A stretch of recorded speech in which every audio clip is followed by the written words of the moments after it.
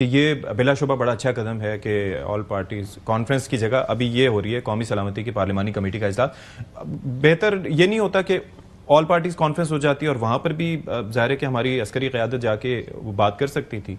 तो ये वज़ीर आज़म साहब का फैसला था कि पहले ये कर लें फिर उसके बाद आगे सोचा जाएगा। जी बिस्मिल्लाह रहमान रहीम।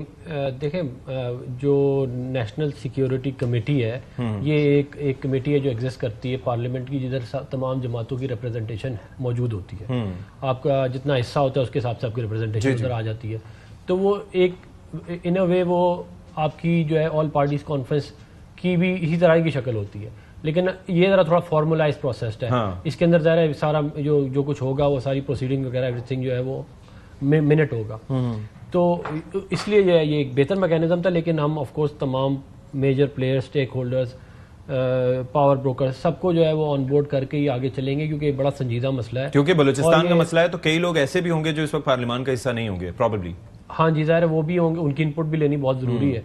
और जहाँ तक देखें कमर भाई ने बात की, बहुत ज़रूरी है ये वाली बात करना कि देखें जो लोग शहादतें जिनकी हो रही हैं, जो लोग कुर्बानियाँ दे रहे हैं, उनको हमें एक्नॉलेज करना चाहिए, उन्हें हमें सपोर्ट करना चाहिए। वो हमारी अब जो कुछ माजी में हुआ तो हुआ, लेकिन अभी इस वक्त जो है वो उनकी कुर्बानियों की एक्नॉलेजमेंट की ज़रूरत है, उनको इंकरेज करने की ज़रूरत है। और हमें एज अ पाकिस्तानी आगे बढ़ना चाहिए, हमें लिसानियत में नहीं पढ़ना चाहिए। ये मुल्क लिसानियत की वजह से ही पहले टूटा था और दोबारा आपका दुश्मन लिसानियत की आग ही लगा रहा है। और अल्लाह ताला कुरान में ये फरमाते हैं कि मैंने तुम्हें कौमों में और कबीलों में तकसीम इसलिए किया ताकि तुम एक दूसरे को पहचान सको, शनाख्त हो सके आपकी। कोई पंजाबी किसी पठान से और कोई पठान किसी सिंधी और कोई सिंधी किसी बलोची से बेहतर नहीं है, सिवाय इसके कि जिसका अमल जो है वो सबसे बेहतरीन है, जिसका तकवा सबसे बेहतरीन है। तो ये जो है देखिए बलोच हमारे भाई हैं, वो हम उनसे उतनी मोहब्बत करते हैं जितनी हम बाकी कौमों से करते हैं। और ये जो पूरा तासुर दिया जा रहा है, ये एक बाकायदा जो है वो एक बाकायदा फंडिंग के तहत और बाकायदा एजेंडे के साथ पाकिस्तान के अंदर जो है वो दरारें डालने की कोशिश की जा रही हैं।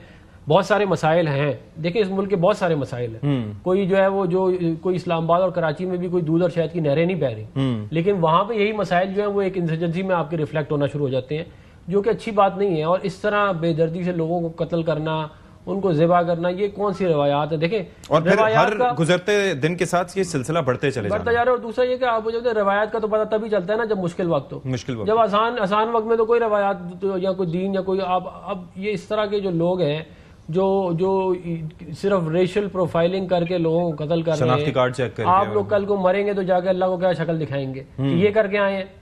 ये कोई जिहाद थोड़ी है। और आप लोग ठीक है, अगर मैं ये बिल्कुल जो उनके लेजिटिमेट राइट्स हैं, जो उनके मिसिंग पर्सन के इशू है, हम उनके साथ खड़े हैं, लेकिन जब आप इस तरह की हरकतें करते हैं आप अपने मिसिंग पर्सन के इशू को भी खराब कर देते हैं, क्योंकि ज़रा फिर लोगों का फोकस उधर जाता है। यहाँ पर कई ऐसे केसेस सामने आए जिसके अंदर जिन लोगों को मिसिंग करार दिया जाता था, बाद अज़ां पता चलता था कि वो उधर जेल की साइड पे यूज हो रहे थे। यही मैं कह रहा हूँ ना, बेसिकली आपने क्या किया कि आपने खड़ा कर दिया प्ले कार्ड लेके की तस्वीर लगा के, बाद में उसकी तस्वीर आ रही है कि वो उधर BLA में था।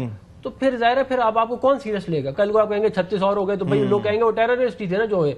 क्योंकि बार बार आपके ताने बाने जब टेररिस्ट से मिलेंगे, बार बार जो है आपके लिंकेजेस उधर से जाके मिलेंगे और आप उनकी मजम्मत भी नहीं करेंगे, ठीक है, तो फिर लोग तो कहेंगे कि आप इसका मतलब इन्हीं लोगों के साथ जो लोगों को ज़िबा कर रहे हैं, जो लोगों को बसों से उतार के मार रहे हैं, ID कार्ड देख के मार रहे हैं, ट्रेन को हॉस्टेज बना लिया। ये कौन सी है कहते हैं गुरिल्ला जंग है? कोई गुरिल्ला जंग में इस तरह होता है? कहते हैं गुरिल्ला जंग में आप निहत्ते लोगों को गोलियां मारते हैं, औरतों को, बच्चों को, उनको आप सामने उनके किसी के बाप को कत्ल कर रहे हैं, किसी के भाई को कत्ल कर रहे हैं।